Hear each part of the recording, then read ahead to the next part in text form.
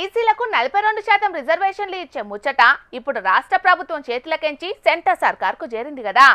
బీసీలకు 42% రిజర్వేషన్లు ఇచ్చే బిల్లులను గవర్నర్ రాష్ట్రపతికి పంపితే అవిటికి ఆమోదముద్ర పడకపోయేటాలకు ఇయాల సీఎం రేవంత్ అన్నతో పాటు మంత్రులు, ఎమ్మెల్యేలు, ఎంపీలు, చేతి పార్టీ లీడర్లంతా ఢిల్లీకి పోయి జంతర్ మంతర్ల ధర్నాకి కూకున్నారు.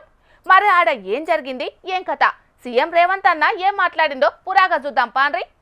మోడీ గారు మీకున్న మార్గం ఒక్కటే, అయితే మా బిల్లులు ఆమోదించండి, మా బలైన వర్గాలకు 42% రిజర్వేషన్లు ఇవ్వండి. గద్దె మీద ఉంటే 42% ఇవ్వాల్సిందే.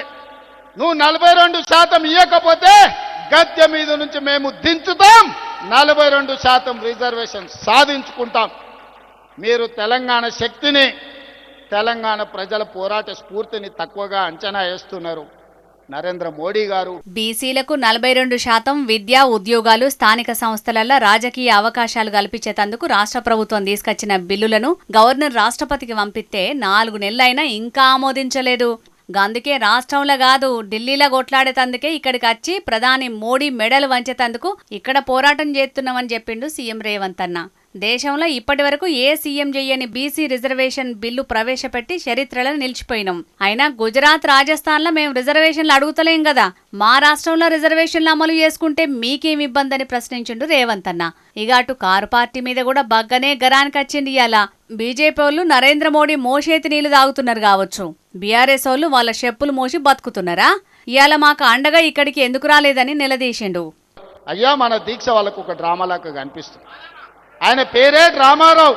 డ్రామా నీ ఇంట్లో ఉంది, నీ ఒంట్లో ఉంది, నీ రక్తంలో ఉంది, నీ పేరులో ఉంది. మీ మొత్తం కుటుంబమే డ్రామాలేసి బతికే కుటుంబం మీది. మాకు డ్రామాలు అవసరం లేదు, చిత్తశుద్ధి ఉంది.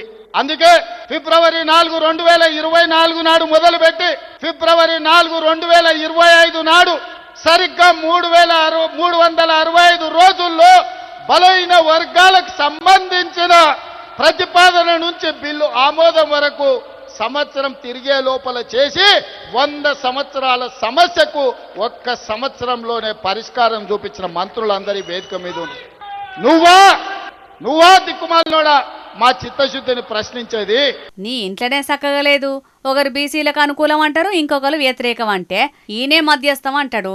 ఈ అటు ఇటుగానోడు కూడా నా గురించి మాట్లాడుతున్నాడని కేటీఆర్కు కౌంటర్ ఇచ్చిండు. ఇప్పటికైనా బీసీ బిల్లుకు సెంటర్ సర్కారు మద్దతు చేయకపోతే వచ్చే ఎన్నికల్లో మోడీ, ఆయన పార్టీ లీడర్లంతా కలిసొచ్చిన 150 సీట్లకు ఒక్కటి కూడా రానియమని సవాల్ చేసిండు. మన నాయకుడు రాహుల్ గాంధీ ఆశయానికి అడ్డొస్తే వాళ్ళు మరణ శాసనం రాసుకున్నట్టే. ఇంకోసారి మేము ఢిల్లీకి రాము, నువ్వు గల్లీకి వచ్చినప్పుడే పట్టుకుంటామని ప్రధాని మోడీకి వార్నింగ్ ఇచ్చిండు. ఇక ఇవాళ ఢిల్లీ జంతర్ మంతర్లో చేసిన ధర్నాకు రాహుల్ గాంధీ సార్ రాలేదు గాని కాంగ్రెస్ పార్టీ పెద్ద లీడర్లు మాత్రం హాజరుపడ్డారు.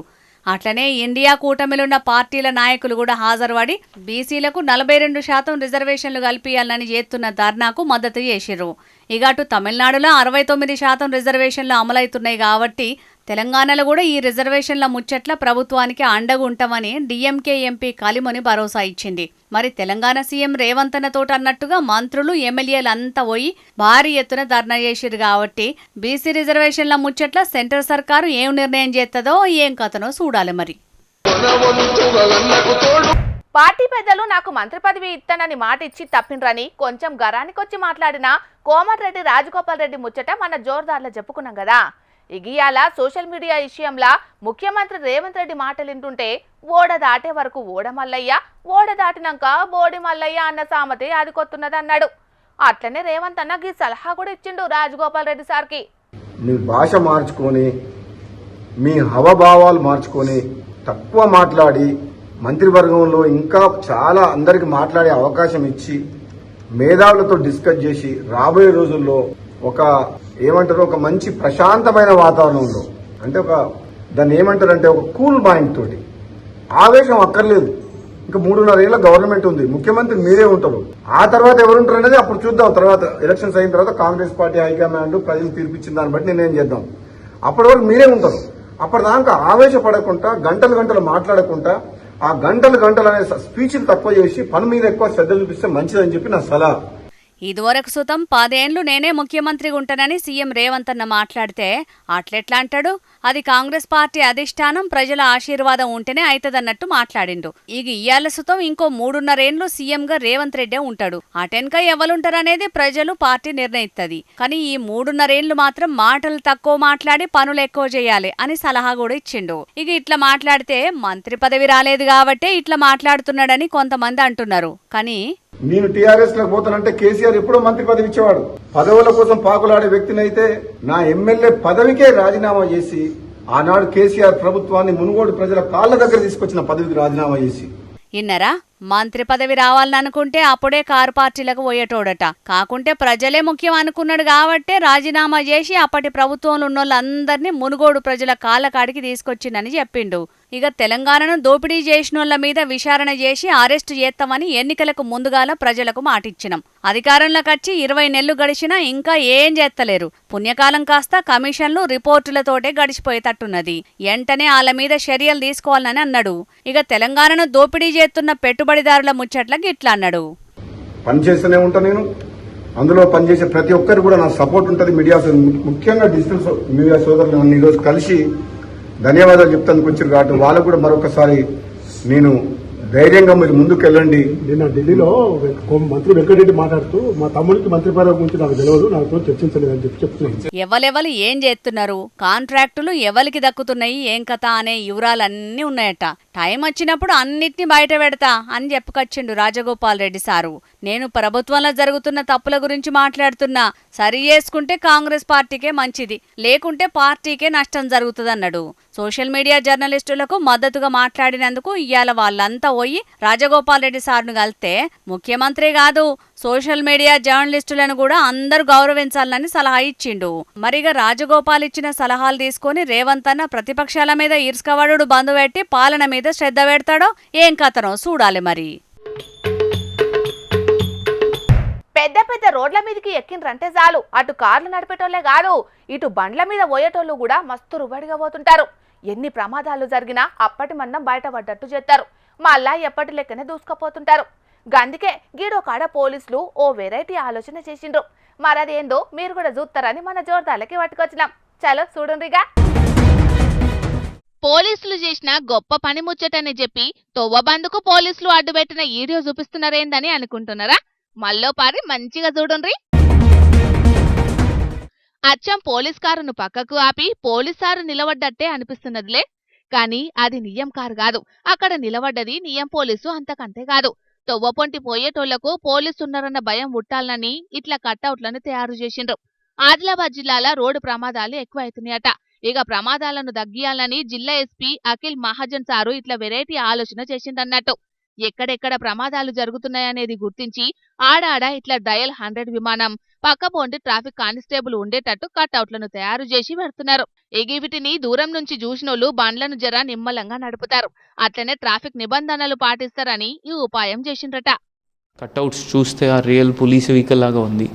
సో వాళ్ళ స్పీడ్ తగ్గించాలి, అదే ఉద్దేశం. బికాజ్ నేషనల్ హైవే చాలామంది స్పీడ్లో పోతారు, స్పీడ్ గన్స్ ఉన్నాయి. బట్ ఇది కట్అవుట్ కూడా చూసి వాళ్ళ స్పీడ్ తగ్గిస్తే అదే ఉద్దేశం అన్నది. ప్రయాణికులు ఆలోచిస్తారనే ఆదిలాబాద్ జిల్లాలున్న 44వ నెంబర్ జాతీయ రహదారి మీద ఇట్లా పోలీస్ కట్అవుట్లు పెట్టిండ్రట. ఇప్పటికైనా ఓవర్ స్పీడు, ఓవర్టేక్ చేసేటప్పుడు మూల మలుపులు ఉన్నప్పుడు జాగ్రత్తగా నడపాలి, తాగి నడపొద్దని ఎస్పీ సారు చెప్తున్నారు. ఇగిట్లా కటౌట్లు ఏర్పాటు చేసిన పోలీసుల ఆలోచన మాత్రం అదుర్స్ అంటున్నారు అటు దిక్కు నుంచి పోయేటోళ్ళు. మనం చూసుకున్నట్టయితే మేకలగండి ఏరియా ఇది. తరచుగా ఎప్పుడు యాక్సిడెంట్స్ జరుగుతూ ఉంటాయి. చాలామంది చనిపోయినటువంటి కారణాలు కూడా ఉన్నాయి ఇక్కడ.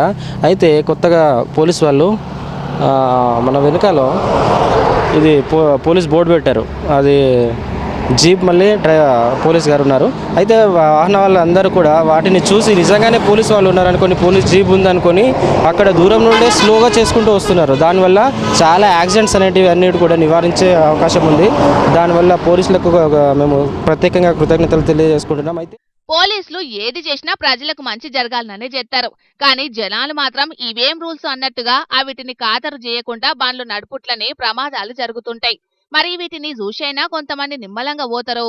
లేకుంటే ఓ 2 మాటల ఈ కటౌట్లను చూసినాక నిజం పోలీసులకే భయపడకుండా పోతాం. ఇక ఈ కటౌట్లు పెడితే మనమేడింటాం, మనల్ని ఎవడ్రా ఆపేది అని అదే రువ్వడి మీద బండ్లను నడుపుతారో చూడాలిగా. చిన్న బ్రేకే అన్నా కాబట్టి జప్పుని వచ్చేసిన చల్లయిగా కడమ ముచ్చట్లు ఏమేమి ఉన్నాయో చూద్దాం పాండ్రి. బ్రహ్మంగారి మాట పొల్లు పోదురా, కాలజ్ఞానం కళ్ళగాదురా అంటాడు పోతులూరి వీరబ్రహ్మేంద్ర స్వాముల వారు తాను రాసిన కాలజ్ఞానంలా. ఇప్పటి వరకు స్వామివారు చెప్పిన వింతలు అనేకం జరిగినాయి దునియా మీద. ఇంకా చాలా వింతలు జరగాల్సి కూడా ఉన్నది. బ్రహ్మంగారి కాలజ్ఞానంలో రాసినదో లేదో గాని భద్రాద్రి కొత్తగూడెం జిల్లాల ఎవ్వరు నమ్మని వింత ఒకటి జరిగింది. అట్టిగా చెప్తే నమ్మరు గాని మీ కళ్ళతోటి మీరే చూడుండ్రు ఏమైందో.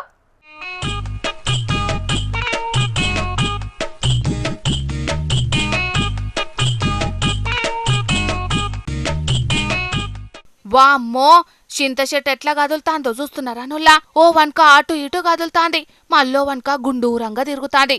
కలికాలమో లేక భగవంతుని మాయమనో తెలియదు గాని గుబులంటే గుబులే ఉట్టిస్తాంది చూసినోళ్ళందరికీ. భద్రాద్రి కొత్తగూడెం జిల్లా ములకలపల్లి మండలం సీతారాంపురం ఎస్సీ కాలనీలో ఉండేటి జొన్నలగడ్డ వెంకటమ్మ ఇంటికాడనట గిది. పొద్దుగాల ఆకిలి శుభ్రం చేస్తంటే కానొచ్చిందట వెంకటమ్మకు. మస్తు చిత్రం అనిపించి తొల్తా ఇంటి ఆయనకు చెప్తే ఆయన పోయి కూడా చూసిందట గాని ఎట్లా కదులుతాందనేటిది మాత్రం సమజే కాలేదట. మాది ములకలపల్లి మండలం అండి, మాది ఎస్సీ కాలనీ సీతారాంపురం అండి. నేను పొద్దున్నే వాకులు ఉడదామని లేచినండి. లేకపోతే చెట్టు తిరుగుతుంది, ఏంటి చెట్టు తిరుగుతుందని భయం వేసి మా ఆయన పిలిచినండి. మా ఆయన పిలిస్తే మా ఆయనకైనా చెట్టు తిరుగుతుందా అని అన్నాడు. మా తమ్ముడికైనా పిలిచిన ఆయన చెట్టు తిరుగుతుందండి. మా ఊరు వాళ్ళందరినీ పిలిచి చూపించినండి.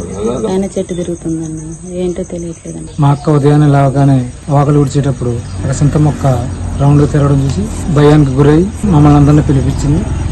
పిలిపించి చూస్తే అవన్నీ పిచ్చి పిచ్చి మొక్కలను తీసి చూస్తే అది రౌండ్గా తిరుగుతుంది. తర్వాత మేము ఆందోళన గురయ్యి దయ్యమా దేవుడని మాకు తెలియదు. ఆగనట ఇక ఈ ముచ్చట వాడలన్నిటికీ పాకెటాలకు పొల్లు పొల్లు ధరలొచ్చి ఈ వింతను చూసి మస్తు ఆశ్చర్యపోయినరట ఊరోళ్ళు. బ్రహ్మంగారి కాలజ్ఞానం యాద్ చేసుకున్నారు. చిత్రమైన ఈత చెట్టు ఊడుతుంది, రాత్రి నిద్రపోతది, పగలు లేచి నిల్చుంటదని. అట్లనే వెంపలి చెట్టుకు నిచ్చెన లేచే మనుషులు ఉడతారని బ్రహ్మంగారి కాలజ్ఞానంలా శానా వింత వింత ముచ్చట్లే ఉన్నాయి. గా వెన్నడు జరుగుతాయో తెలియదు గాని గీ చింత చెట్టు వింతైతే భలే గమ్మత్తే ఉన్నది. మరి రేపు మాపు గీ చింత తిరుగుడి అనుకున్న మతలబేందన్నది బయటపడుతుందో చూడాలే. మొన్నట్ల అహ్మదాబాద్ విమాన ప్రమాదంలో బయటపడి పానాలు కాపాడుకున్న మృత్యుంజయని ముచ్చట అందరికీ ఎరికైందే కదా. వందల మంది జీవించిన ఒకే ఒక్కడు కూలిన విమానంలకెంచి పానాలతోని బయటపడ్డాడని దునియా అంతటా మస్తు ముచ్చట్లు చెప్పుకున్నారు ఆయన గురించి. ఇగో గిప్పుడు సుతం గసంటి ముచ్చటే మళ్ళోటి పట్టుకొచ్చిన మన జోర్దాలకి. చలో చూడుండ్రిగా. ఇగో చూస్తున్నారు కదా, బురద నీళ్ళకెంచి పడుకుంటా లేసుకుంటా మొత్తానికి బయటికొచ్చి పానాలను కాపాడుకున్నాడినే. గినొక్కడే కాదు, ఇటు మొకాన బురదలకెంచి ఉరుక్కుంటత్తన్న గీ అన్న సుతం గట్లనే తిప్పలబడి పానాలను దక్కించుకున్నాడు. కొన్నొద్దులకెంచి ఉత్తరాఖండ్లో వానలు దంచి కొడుతున్నాయి. ఇక ఉత్తరకాశీ జిల్లాలనైతే వరదలు జయంగా అడున్న పబ్లిక్ అందరూ మస్తుగా ఆగమైండ్రు. ఉన్నట్టుండి కొండ మీదికెంచి వచ్చిన వరద నీళ్లు జయంగా దారలి అనే ఊరు మొత్తం నీళ్లలో మునిగిపోయింది. ఇక ఊరంతా ఏడ చూసినా బురదనే కప్పేసింది. ఇట్లా ఇండ్లు మొత్తం మునిగిపోయినాయి, రోడ్లన్నీ ఆగమై రాకపోకలు మొత్తం బంద్ అయినాయి. ఇప్పటికే మెరుపులు వరదలు జయంగా 4 జీవిడ్చిండ్రట, 70 మందికి మీదనే గల్లంతైండ్రట. అయితే ఆ బురద నీళ్ళల్లో చిక్కుకుపోయిన గీళ్ళిద్దరు మాత్రం మొత్తానికి బతికి బయటపడ్డరన్నట్టు. గీళ్ళిద్దరికింకా భూమి మీద నూకలు తినే బాకు ఉన్నట్టున్నది కాబట్టికే గంత పెద్ద ప్రమాదం జరిగినా ఎట్లనో గట్ల బయటపడి పానాలు దక్కించుకున్నారు ఇద్దరు. గిళ్ళ కిస్మతేదో మంచిగుండేవట్టికే పానాలతోని బయటపడ్డరు. కానీ పాపం గీ వరదలు జయంగా అడున్నోళ్ళంతా మస్తు గోసపడుతున్నారు. దేవభూమిగా పేరువైన ఉత్తరాఖండ్ రాష్ట్రంలో ఇప్పుడు ఆకస్మిక వరదలు జయంగా అక్కడి జనాలు మస్తు తిప్పలబడుతున్నారు. మరిగా దేవుని దయ వల్ల జల్దిన గీ వరదలు తగ్గుముఖం బట్టి అక్కడి ప్రజలంతా పైలంగుండాలని మన జోర్దార్ తరపున కూడా కోరుకుంటున్నాం.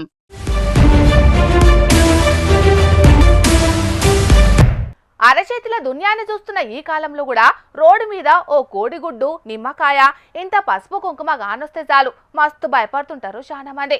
అసొంటిది 2 వారాలనే ఊర్లో 5 మంది జీవించిందంటే ఎట్లుంటదిగా? చెప్పేవసం కాదు అలా భయం. గందుకే గీడ ఊరు మొత్తం ఖాళీ చేసింది. మరి వాళ్ళు అట్లెందుకు చేసిండ్రు, ఏం కథో తెలియాలంటే ఈ వార్త చూడాల్సిందే.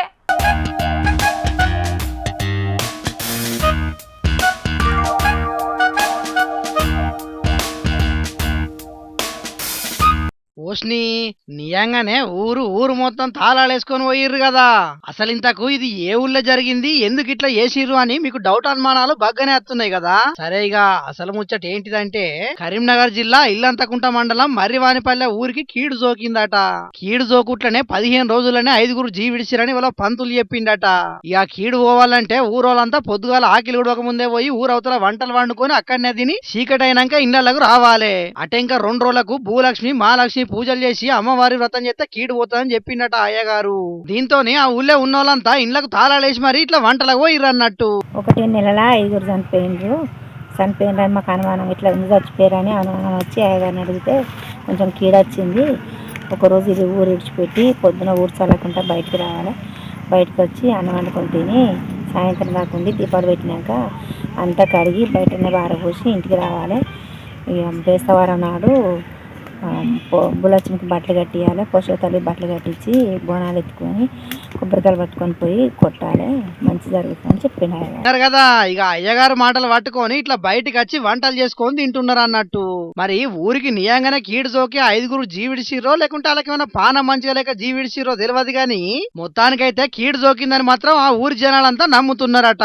దునియా ఎంత వేగంగా అభివృద్ధి చెందినా కొన్ని నమ్మకాలను మాత్రం ఎవరు కాదనలేని పరిస్థితులు ఉన్నాయి కొన్ని ఊళ్ళల్లా. మరిగా ఆడ ఏం జరిగింది, వాళ్ళు ఎట్లా జీవిడిసిరు అనేది పోలీసులు పెద్ద అధికారులు తెలిసి జనాలకు అవగాహన కల్పియాలే. లేకుంటే ఇట్లనే లేనిపోని భయాలు పెట్టుకొని జనాలంతా పరేషాన్ అవుతారని అంటున్నారు. ఈ ముచ్చట తెలిసిన కొందరు ఇటువంటి మూఢనమ్మకాలను నమ్మనోళ్ళు.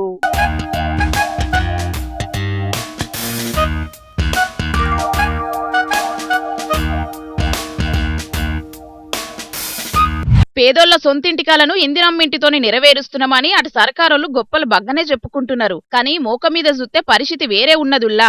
ఇప్పటికే సర్కారోళ్ళు ఇడిచిన లిస్టులల్లా ఇందిరమ్మిండ్లు రాలేదని ఊళ్ళో పొంటి ఆడాడ కొందరు పబ్లిక్ బగ్గనే సూసైడ్ ప్లాన్లు వేసిండ్రు. ఇగో ఇప్పుడు నడి రోడ్డు మీద కూసున్న గీన సుతం గట్లనే పే మీద పెట్రోల్ పోసుకొని జీవి తీసుకునే పని చేసిండు. సిద్దిపేట జిల్లా పాలమాకులు అనే ఊళ్ళుంటాడట శ్రీకాంత్ అనే గీ అన్న. సర్కారోళ్ళు ఇస్తున్న ఇందిరమ్మింటి కోసం ఎన్నో ఆశలతోని ఎదురు చూస్తున్నాడట. లిస్టుల పేరెప్పుడొత్తదో ఇంటి పనులు ఎప్పుడు షురూ చేసుకోవాలనోనని గంపెడ ఆశలతోని కండ్లు కాయలు కాసేటట్టు చూస్తున్నాడట. కానీ ఇందిరమ్మిండ్ల లిస్టుల చూసే వరకు దాంట్లో గీన పేరు లేదట. ఆగో ఇందిరమ్మింటికి అన్ని విధాల మేము అర్హులమైనప్పటికీ మాకు కాకుండా పైరవీలు చేసుకున్నోళ్ళకి ఇందిరమ్మిండ్లను ప్రకటిస్తున్నారు కొందరు కమిటీ సభ్యులు. గిట్లయితే మాకు ఇందిరమ్మిండ్లు వచ్చినట్టే. ఇక ప్రజాపాలన పేరు మీద పేదలకు న్యాయం చేస్తున్నామని లిస్టుల మాత్రం అవకతవకలు చేసి పేదలను సర్కారోళ్ళు అన్యాయం చేస్తున్నారని మస్తుగా బాధ నెల్లవోసుకున్నాడట. గిట్లయితే మా సొంటలకు దిక్కేవాలని చెప్పి బాటిల్ల పెట్రోల్ తెచ్చుకొని బస్టాండ్ కాడ నడి రోడ్డు మీద కూర్చొని ఆత్మహత్య చేసుకోబోయిండు గిట్లా. ఇక ఎంబటే ఆడున్నోళ్ళు పోయి గాయనను ఆగబట్టి ఆత్మహత్య చేసుకోకుండా కాపాడిండ్రు గిట్లా. ఇక ఈ ముచ్చట ఇట్లుంటే అటు కాంగ్రెస్ కార్యకర్త అయిన గీ అన్న బాధ చూడుండ్రి.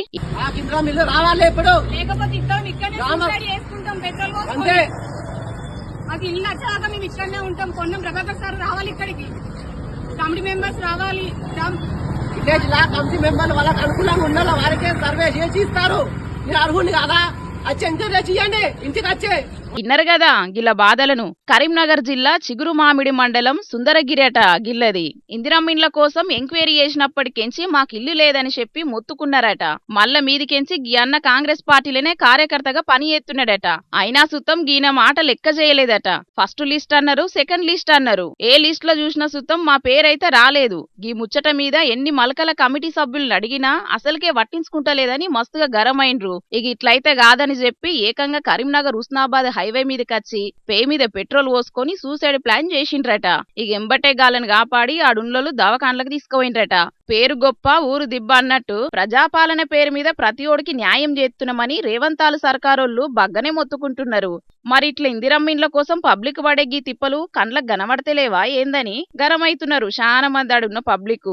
పంట నష్టపోయి ఆత్మహత్యలు చేసుకున్న రైతుల ముచ్చట్లిన్నాం, సరైన పనులు లేక ఆత్మహత్యలు చేసుకున్న చేనేత కార్మికుల ముచ్చట్లిన్నాం, గట్లనే కొలువులు లేక నిరుద్యోగుల ఆత్మహత్యల ముచ్చట్లు కూడా ఇన్నాం. కానీ లిస్టుల ఇందిరమ్మిండ్లు రాలేదని సూసైడ్లు చేసుకునే ఆలోచనలు చేస్తున్నారంటే ఇక సర్కారోళ్ళది ఏం ప్రజాపాలననో ఏందోనని అనబట్టిండ్రు గీ ముచ్చటెరకైన పబ్లిక్ కొందరు. సరే మరి టాటా.